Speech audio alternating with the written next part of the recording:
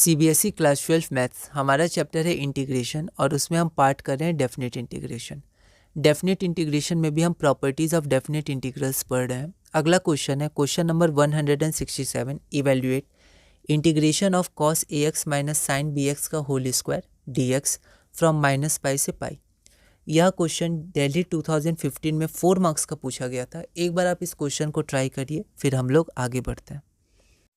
तो सबसे पहले हमारे पास जो इंटीग्रेशन है उसको हमने आई मान लिया। उसके बाद यहाँ पर a माइनस बी के होल स्क्वायर के फॉर्मूले से हम लोग इसको ब्रेक कर देंगे। तो इंटीग्रेशन माइनस पाई से पाई कॉस ए एक्स का होल स्क्वायर आपका हो गया कॉस स्क्वायर ए एक्स, फिर plus sine square b x minus 2 cos a x into sine b x. ध्यान रखिएगा यहाँ ए एक्स है, यहाँ बी एक्स है, ठीक है। अब हम लोग इसको क्या करेंगे, ब्रेक कर देंगे। तो एक हमने इंटीग्रल ये ले लिया और एक ये ले लिया, ठीक है। ऐसे क्वेश्चंस टिपिकल और इम्पॉर्टेंट क्वेश्चंस होते हैं। एक बार आप इसको सॉल्व करके देखिएगा, जहाँ तक बने आपसे ठीक है, अगर नहीं भी बना कोई दिक्कत नहीं है। आप देखिएगा ऐसे ये क्वेश्चंस कैसे बनते हैं, ऑब्जर्व करिएगा, फिर आगे आपको आसानी हो जाएगी। तो यहाँ पर 2 इंटीग्रेशन हमारे पास मिल गए। इस पूरे को हमने I1 मान लिया और इस पूरे को 2 के साथ हमने I2 मान लिया, ठीक है। अब हम एक एक करके इसको सॉल्व करते हैं। सबसे पहले I1 हमारे पास इतना है, ठीक है। तो यहाँ पर हम चेक करेंगे ये इवन फंक्शन या ऑड फंक्शन है। तो हमेशा की तरह हमने जो इंटीग्रैंड था fx को ये मान लिया। चेक करने के लिए हम लोग x की जगह माइनस एक्स रखेंगे। तो यहाँ x की जगह आपका माइनस एक्स हो गया और यहाँ भी x की जगह माइनस एक्स हो गया।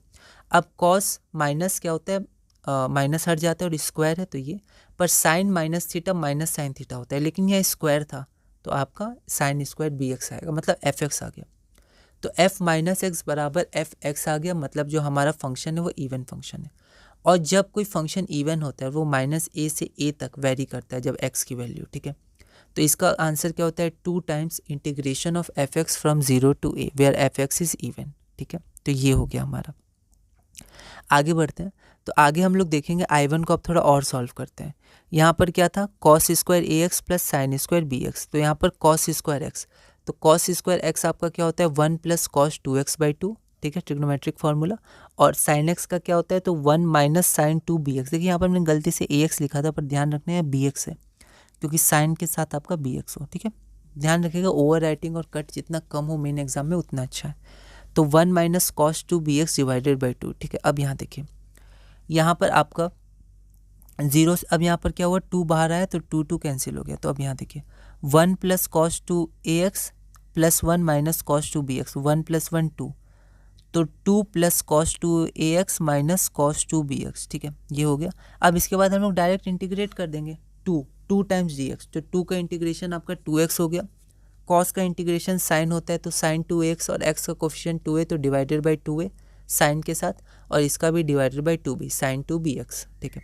तो यहाँ आपका हो गया 2x plus sine 2ax divided by 2a minus sine 2bx divided by 2b, 0 से लेकर पाई तक। अब हम एक बार पाई पुट कर देंगे x की जगह, एक बार 0 पुट कर देंगे। पाई पुट करने से ये हो जाएगा और 0 पुट करने से साइन 0 0 होगा और 2 इंटू 0 भी 0 होगा। तो I1 की वैल्यू आपकी इतनी आ गई, इसको हमने इक्वेशन 2 पुट कर दिया, ठीक है। तो जो हमारे पास यहाँ इक्वेशन 1 था उसमें I1 की वैल्यू तो आ गई। अब हमें क्या चाहिए, तो अब हमें I2 की वैल्यू चाहिए। तो अब हमें इसकी वैल्यू चाहिए, तो अब हम इसको सॉल्व करते हैं। यहाँ देखिए I1 हमारा निकल गया, ठीक है। I2 को हमने ये मान लिया। अब फिर से हम लोग इवन और चेक करेंगे। तो fx मान चुके थे I1 के इंटीग्रैंड को, तो यहाँ पर हम लोग gx मान लेंगे। तो gx बराबर cos ax times sine bx times dx। फिर से चेक करने के लिए इवन है या ऑड है, हम लोग x की जगह माइनस एक्स पुट करेंगे। तो g minus X is equal to cos a, x की जगह minus X times sine bx, तो x की जगह माइनस एक्स, ठीक है, इज इक्वल टू, अब देखिए कॉस a माइनस एक्स आपका कॉस ax हो जाएगा, लेकिन माइनस बाहर आ जाएगा साइन के लिए, तो आपका हो जाएगा minus cos ax times sine bx, तो माइनस आपका gx हो जाएगा। तो आपका जो gx है, देखिए यहाँ थोड़ी गलती हो गई, g माइनस एक्स होगा, ठीक है। तो इन सब को आप ध्यान दीजिएगा। जैसे यहाँ पर इसमें हम लोग देखेंगे तो यहाँ पर f माइनस एक्स था ना, ठीक है, तो ये सब आप ध्यान रखिएगा, ठीक है, यहाँ गलतियाँ हो सकती हैं। तो g माइनस एक्स बराबर माइनस gx है, तो gx is an odd function.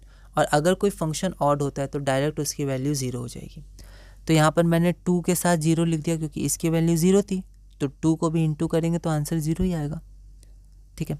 और यहाँ पर एक बात और, यहाँ छोटी सी गलती है, यहाँ पर क्या माइनस I2 है, तो ये माइनस को तो यहाँ लिख दिया, तो I2 माइनस 2 नहीं होगा, I2 की वैल्यू 2 से शुरू होगी। तो यहाँ पर जो मैंने I1 है तो I2 -2 माना, ये गलत है तो यहाँ प्लस होगा। ठीक है, ये सब आप ध्यान रखिएगा थोड़ा, तो प्लस होगा यहाँ, या कुछ मत लिखिए। ठीक है, अब ऐसा क्यों हुआ, क्योंकि ये जो थी ये वाली वैल्यू, इतनी वैल्यू 0 थी और इतनी वैल्यू 0 क्यों थी, क्योंकि ये प्रॉपर्टी होती है। ठीक है, आगे बढ़ते हैं। अब यहाँ पर इक्वेशन 3 से हमें I2 की वैल्यू मिल गई, I1 की वैल्यू मिल गई, तो इसको इक्वेशन 1 में पुट कर देंगे, तो I = I1 - I2। ठीक है, तो I1 की वैल्यू आपकी इतनी हो गई, माइनस I2 की वैल्यू 0 हो गई। ठीक है, तो यहाँ पर आपकी ये आंसर हो गया आपका, यही तो आंसर हो गया। यहाँ तक सॉल्व कर दिया, लास्ट में लिख दिया जो हमारा I ये था उसका आंसर ये होगा, जो यही वाला लिख दिया। ठीक है, तो ये सब कुछ इंपॉर्टेंट क्वेश्चंस होते हैं, इनको आप ध्यान रखिएगा। तो हमारा टॉपिक 9 जो प्रॉपर्टीज़ ऑफ इंटीग्रेशन था, बहुत ही इंपॉर्टेंट टॉपिक था डेफिनेट इंटीग्रेशन का, वो पूरा हुआ।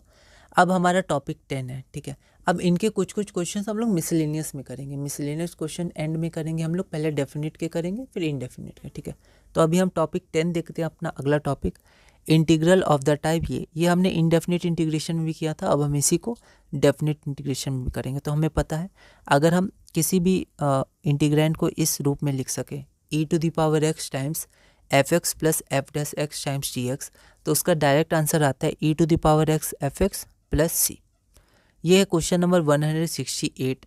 एक बार आप इस क्वेश्चन को ट्राई करिएगा, अगली वीडियो में हम इसे सॉल्व करेंगे।